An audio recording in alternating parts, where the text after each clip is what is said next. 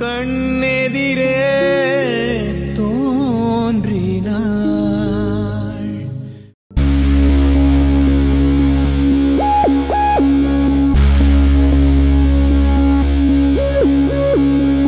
பாத்தீங்களா மம்மி,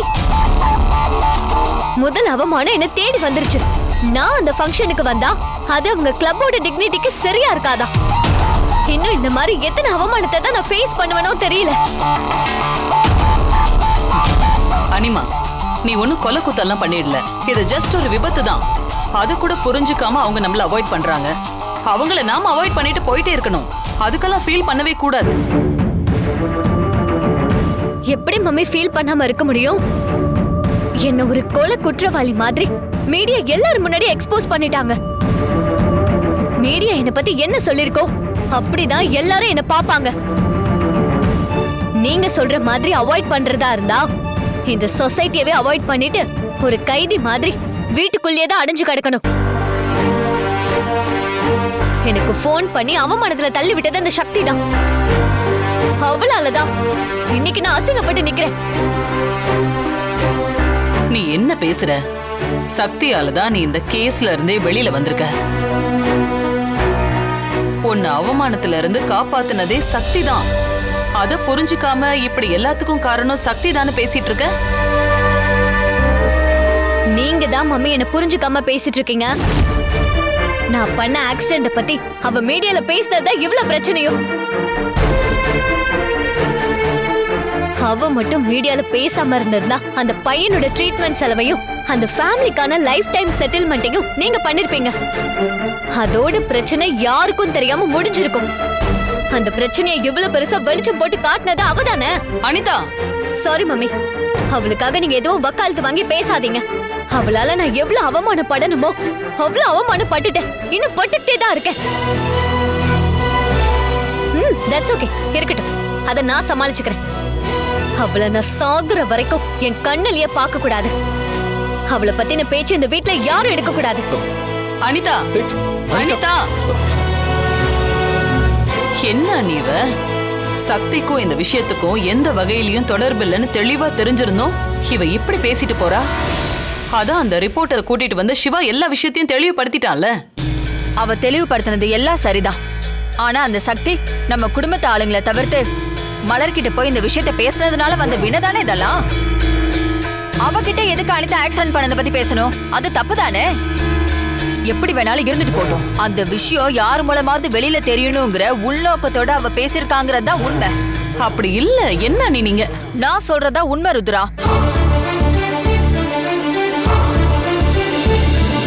சக்தி ரொம்ப நல்லவன்னு நீயா அவளுக்கு தங்க மூலம் பூச நினைக்காத. அவ சரியில்லாத ஆளு. அனிதா கோவத்துல இருக்கிற நியாயத்தை நீ புரிஞ்சுக்கோ.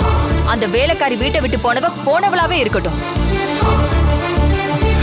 உனக்கு அனிதா தான் முக்கியம் ருத்ரா, அந்த வேலைக்காரி கிடையாது.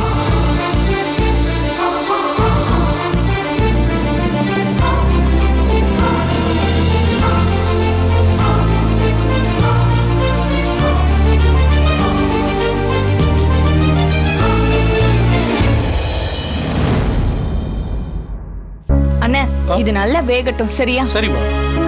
அண்ணே, என்னண்ணே இன்னும் பண்ணிட்டு இருக்கீங்க? கொஞ்சம் சீக்கிரம் முடிங்க, டைம் ஆயிடுச்சு. அண்ணே, என்னண்ணே நீங்களும் இன்னும் முடிக்கலையா? கொஞ்சம் சீக்கிரம் முடிங்க, டைம் ஆயிட்டு இருக்கு. அண்ணே, என்ன நல்லா சூடாயிடுச்சு. சீக்கிரமா இதெல்லாம் எடுத்து போடுங்க. கொஞ்சம் வேகமா பண்ணுங்கண்ணே. அண்ணே, சீக்கிரமா மாவை பிசைஞ்சு தாங்க. சரிம்மா.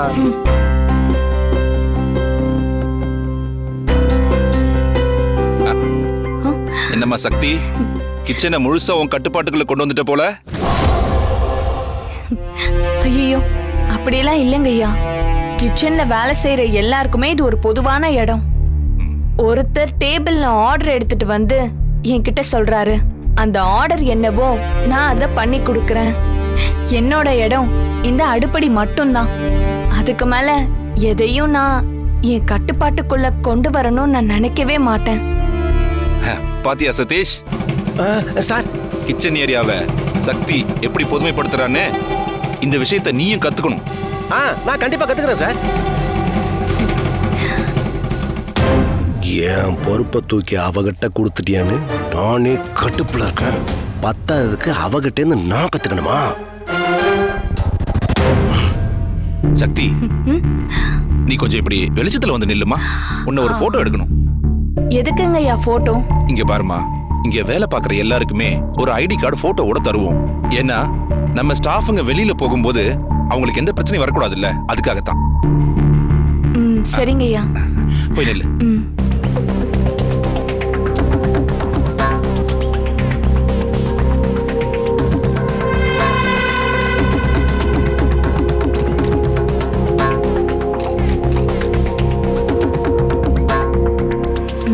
சக்தி, இந்தம்மா, இந்த பேப்பர்ல உன் பேரை இங்கிலீஷ்ல எழுதி அதுக்கு கீழே கேப் விட்டு உன் கையெழுத்த போடுமா. சரிங்க ஐயா.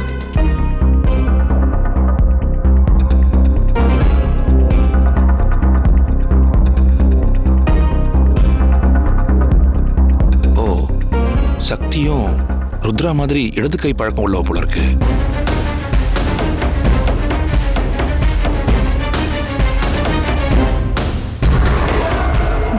இந்தாங்க. சக்தி, நீ எப்பவுமே இடது கையில தான் எழுதுவியா? ஆமாங்க ஐயா, எனக்கு சின்ன வயசுல இருந்தே இடது கை பழக்கம் தான். நான் சின்ன வயசுல பாட்டி ஊர்ல படிக்கிறப்ப நான் இடது கையில எழுதினாலுமே என் எழுத்தெல்லாம் மணிமணியா அச்சடிச்ச மாதிரி இருக்குன்னு எல்லாருமே சொல்லுவாங்க. ஆனா என் அப்பாவுக்கு தான் நான் இடது கையில எழுதுறது சுத்தமா பிடிக்காது. வலது கையில எழுதுன்னு திட்டிக்கிட்டே இருப்பாரு. நீங்களே சொல்லுங்க ஐயா, பிறவியில வந்த பழக்கத்தை நான் எப்படிங்கய்யா மாத்திக்க முடியும்? நிச்சயமா மாத்திக்க முடியாதுமா. இடது கை பழக்கம்ன்றது ஒன்னும் தப்பான பழக்கம் கிடையாது. அது உங்க அப்பாவுக்கு புரியல, அவ்வளவுதான். ருத்ராவும் இடது கை பழக்கம் உள்ளவதான். சக்திக்கும் ருத்ராவுக்கும் ஏதோ ஒரு ஒற்றுமை இருக்கு. விட்ட கோர தொட்ட கோரன்னு ஏதோ ஒரு போன ஜென்மத்து தொடர்பு இருக்கு. அதனாலதான் ருத்ராவும் சக்திக்கு அடைக்கலம் கொடுத்திருக்கா. இப்ப நானும் இவளுக்கு அடைக்கலம் கொடுத்திருக்கேன். என்னங்கய்யா ஏதோ யோசிச்சுட்டு இருக்கீங்க? ஒண்ணும் இல்லம்மா. அம்மா, நீ என்ன படிச்சிருக்க? நான் +2 படிச்சிருக்கேங்க ஐயா. இப்போ கரஸ்ல டிகிரி படிச்சிட்டு இருக்கேன். அப்படியா? வெரி குட் சக்தி. உங்க முதலாளி அம்மா வீட்டுல வேலை பார்த்துக்கிட்டே படிச்சுட்டு இருந்திருக்க. ஆமாங்க ஐயா. ரொம்ப நல்ல விஷயம் தான் பண்ணிருக்க சக்தி. இந்த காலத்துல படிப்புங்கிறது பொண்ணுங்களுக்கு ரொம்ப முக்கியமான விஷயம். அப்பதான் சுயமாவும் சுயமரியாதையோடையும் வாழ முடியும். இங்க பாருமா, உன் படிப்பு சம்பந்தமா எந்த உதவி வேணாலும் என்கிட்ட தயங்காம கேளு, நான் பண்ணி தரேம்மா. சரிங்க ஐயா. சரி சரி, நான் போய் உன்னோட ஐடி கார்டு ரெடி பண்ணி எடுத்துட்டு வரேன். நீ போய் வேலையை பாருமா. சரிங்க ஐயா.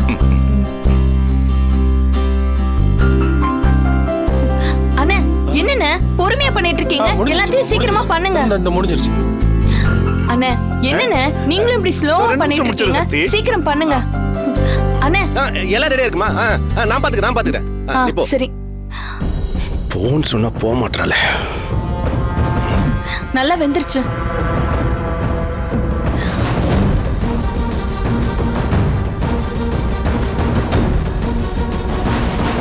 அண்ணே, ரெடியா?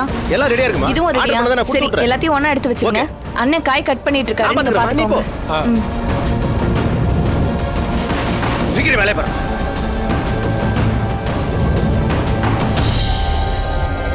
ஓ, எவ்வளவு நேரம் வெட்டிட்டு இருப்ப? டாக்டர் பா, வேலைய பாரு. கடுப்பேத்துறீங்க.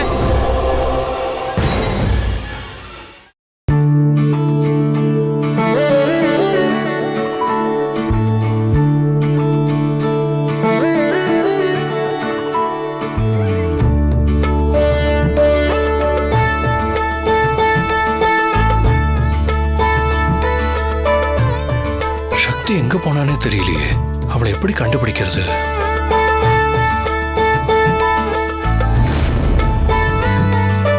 அண்ணே, நான் தோசை சுடுறேன், நீங்க காய்கறி கட் பண்ணுங்க. நீ ஏன் ஊத்துமா?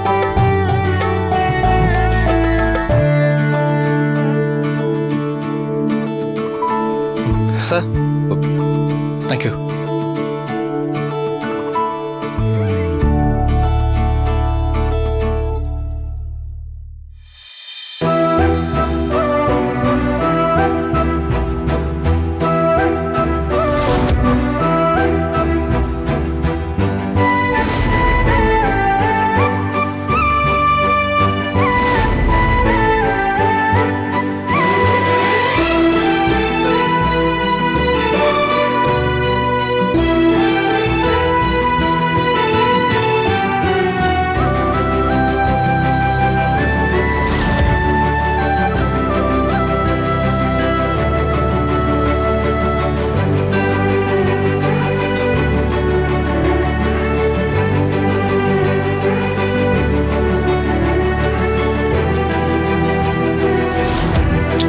சும்மா சொல்லக்கூடாது சக்தி.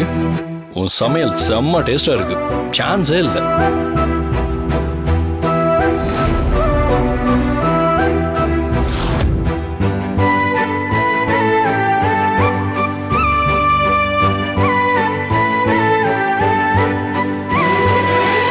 இந்த சாம்பாரோட டேஸ்ட் சக்தி வைக்கிறது மாதிரியே இருக்கு. அவ சமையலை பத்தி எனக்கு ரொம்ப நல்லா தெரியும். அதே டேஸ்ட் மாதிரியே இந்த ரெஸ்டாரண்ட் சாம்பாரும் இருக்கு. வெயிட்டர் சார், இங்கே வாங்களேன். சொல்லுங்கள் சார். இல்லை, உங்கள் ரெஸ்டாரண்ட்டுக்கு இப்போ தான் நான் ஃபர்ஸ்ட் டைம் சாப்பிட வரேன். தோசைக்கு நீங்கள் கொடுத்துருக்கிற சாம்பார் ரொம்ப டேஸ்ட்டாக இருக்கு. Thank you sir.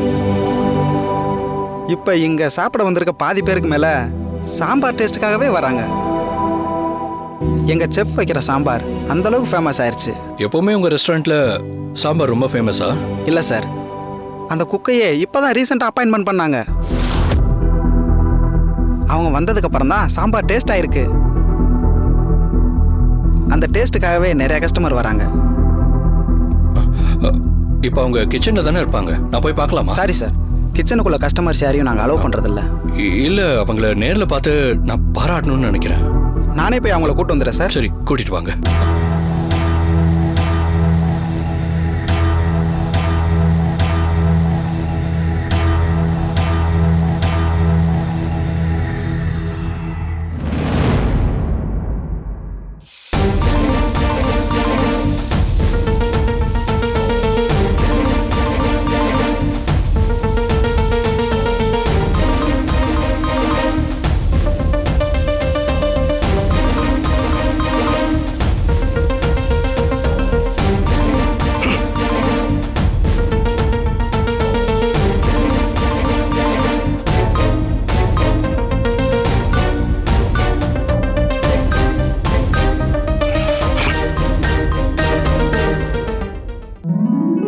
சக்தி, சொல்லு நிர்மல்.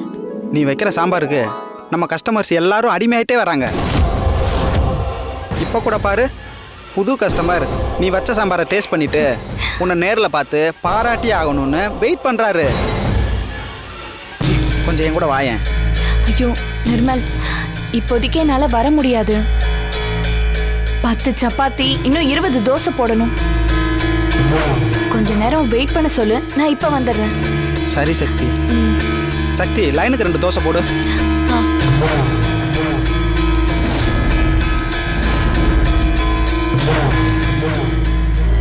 இந்த சமையல் கட்டுக்குள்ள வந்து என் இடத்தையும் பிடிச்சது இல்லாம கஸ்டமர்கிட்ட பேர் வாங்குற அளவுக்கு வந்துட்டியா? என்னால இதை பொறுத்துக்கவே முடியல.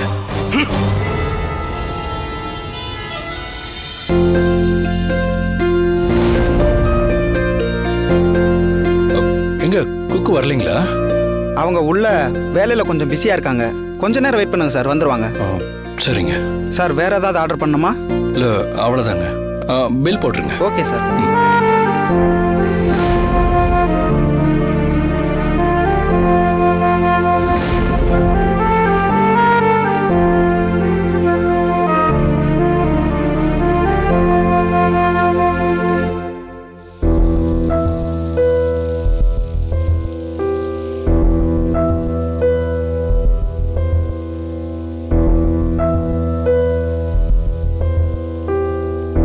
அண்ணே, என்னம்மா சத்தி?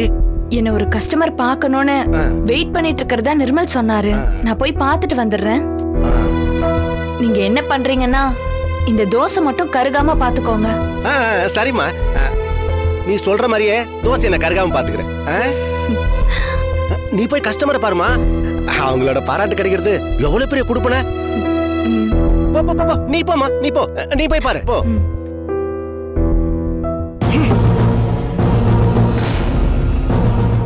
தோசையாவது சொல்ற தோசை, என்னைய தோசை கருக்கூடாம பார்க்க சொன்னேன். தோசை கருக்கிற மாதிரி அவன் வயிறு கருகி என்னாவது மட்டும் பாரு. எனக்கே வேலை சொல்றேன் நீ. கஷ்டப்பட்ட நல்ல பேர் வாங்குறேன், உன் பேரை எப்படி கெடுக்கிற மட்டும் பாரு. இதே வேலைக்கு நீ உழவைக்கு வந்திருக்கியா? இந்த ரெஸ்டாரண்ட்ல எவ்வளவு பெரிய மாஸ்டர், எத்தனை பேர் என்ன பாராட்டிருக்காங்க. அது எல்லாத்தையும் ஒரே நாள் கெடுத்து நான் நாசமாக்கிட்டேன். இதுக்கெல்லாம் ஒரு நாள் பதில் சொல்லியே தீரணும்.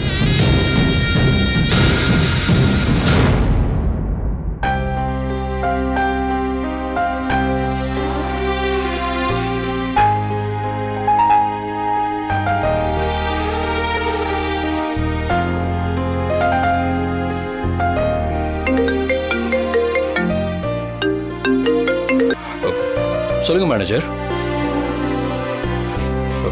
என்னது, நம்ம காஸ்மெட்டிக்ஸை ஏற்றிட்டு போகிற லாரியை செக் போஸ்ட்டில் பிடிச்சிட்டாங்களா? சரி, எந்த செக் போஸ்ட்னு சொல்லுங்க.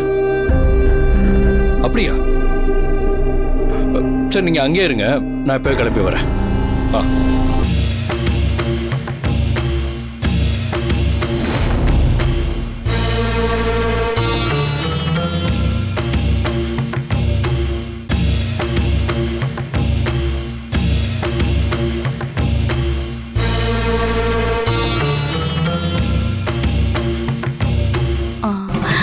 நிர்மல், என்னை பார்க்கணும்னு சொன்ன கஸ்டமர் யாரு? அவர் இப்பதான் கிளம்பி போனாரு. ஆ, அப்படியா? சரி, இன்னொரு நாள் வந்தா பாத்துக்கிறேன். சரி சக்தி.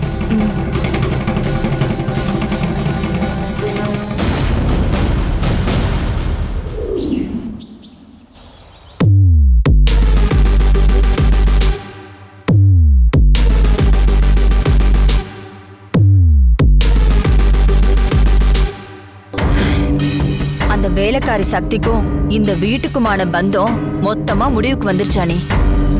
இனிமே இந்த பக்கம் அவ தலை வச்சு கூட படுக்க மாட்டா. நாம நிம்மதியா இருக்கலாம்.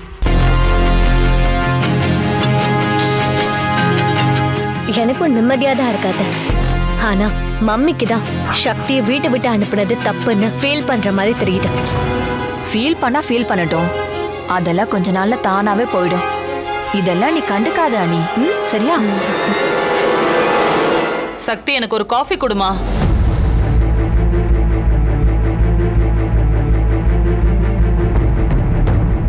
சக்தியை வீட்டை விட்டு அனுப்பிச்சதையே அம்மா மறந்துட்டாங்க போல. இன்னும் அவளையே நினச்சிக்கிட்டு இருக்காங்க.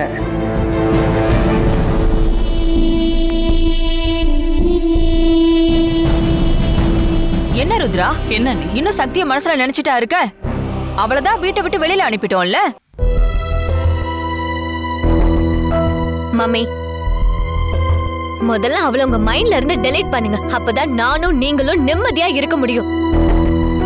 சக்தி நம்மளோட நிம்மதியை கெடுக்கிறவ கிடையாது, நிம்மதியை கொடுக்கிறவ. அவளையே நான் என் மைண்ட்ல இருந்து டெலீட் பண்ணணும்? அம்மா, காஃபி.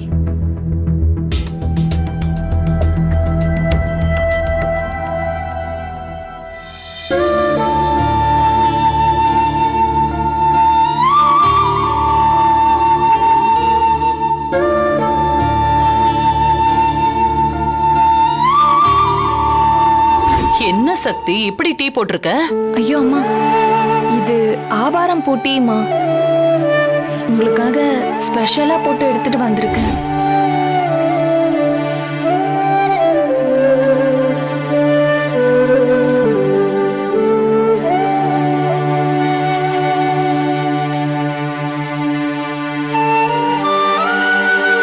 மலர், அம்மா, இந்தா.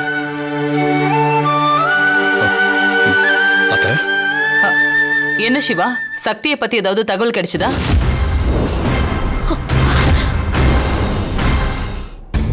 இல்ல அத்தை, நானும் எல்லா இடத்துலயும் தேடிக்கிட்டே தான் இருக்கேன். ஆனா அவளை பார்க்கவே முடியல.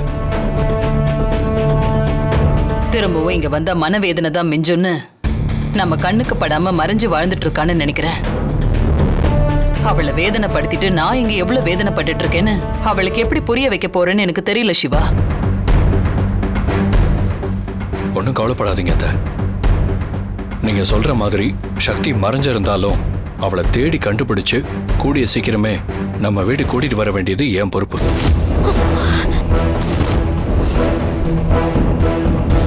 நீங்க கவலைப்படாதீங்க அத்தை, சக்தி விஷயத்தை நான் பாத்துக்கிறேன்.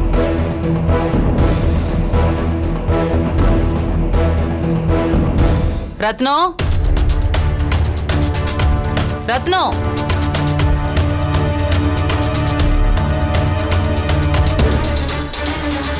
அம்மா,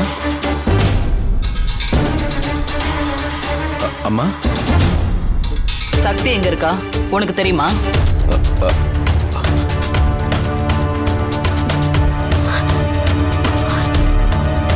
என்ன யோசிக்கிற? தெரியாதும்மா. அத சொல்றதுக்கு ஏன் இவ்வளவு நேரம்? திடீர்னு கேட்டப்போ அது இப்படி சொல்றதுக்கு உனக்கு வெக்கமா இல்ல? பெத்த பொண்ணு எங்க இருக்கான்னு தெரியலன்னு சொல்லிட்டு இருக்க.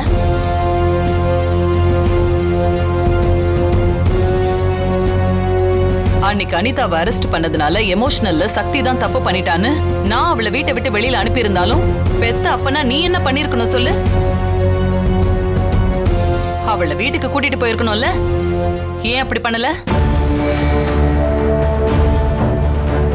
இந்த வீட்ல வேலை கொடுத்திருக்கிற முதலாளி அம்மா நீங்க. அதுவும் இல்லாம அவளுக்கும் பாதுகாப்பு கொடுக்கிற தெய்வமா நீங்க. கடவுள் ஸ்தானத்துல இருக்கீங்க. இவ்வளவு நல்லது பண்ணியும் நம்ம அனிதாமா தான் ஆக்சிடென்ட் பண்ணாங்கன்னு மீடியால வீடியோ போட்டு சொல்லி போலீஸ்ல புடிச்சு கொடுத்துட்டாளேன்ற கோவத்துல தாமா நானும் அவளை வீட்டுக்குள்ள சேர்த்துக்கல. இதுக்கெல்லாம் காரணம் உங்க மேல இருக்கிற விசுவாசம் தாமா. பெரிய பொல்லாத விசுவாசம். நீயும் நானும் அவளுக்கு ஒன்னா? 1000 தான் இருந்தாலும் நான் அவளுக்கு முதலாளி, நீ பெத்த அப்ப.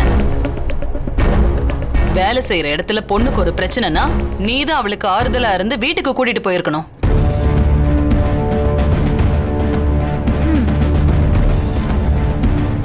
நீ நடந்துக்கிறத பார்த்தா உண்மையிலேயே நீதான் அவளுக்கு அப்பனான்னு எனக்கு சந்தேகமா இருக்கு.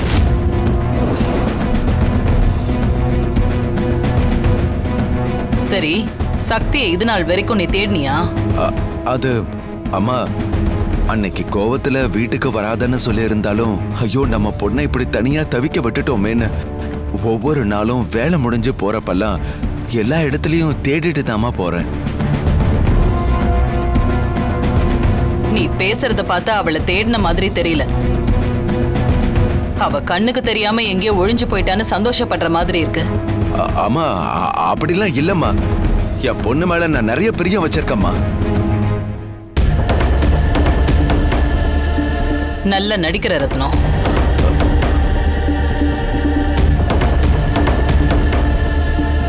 சிவா, நான் உன்னதான் நம்புறேன். சக்தியை கண்டுபிடிச்சு அவளை எப்படியாவது வீட்டுக்கு கூட்டிட்டு வந்திருப்பா. சரி அத்தை.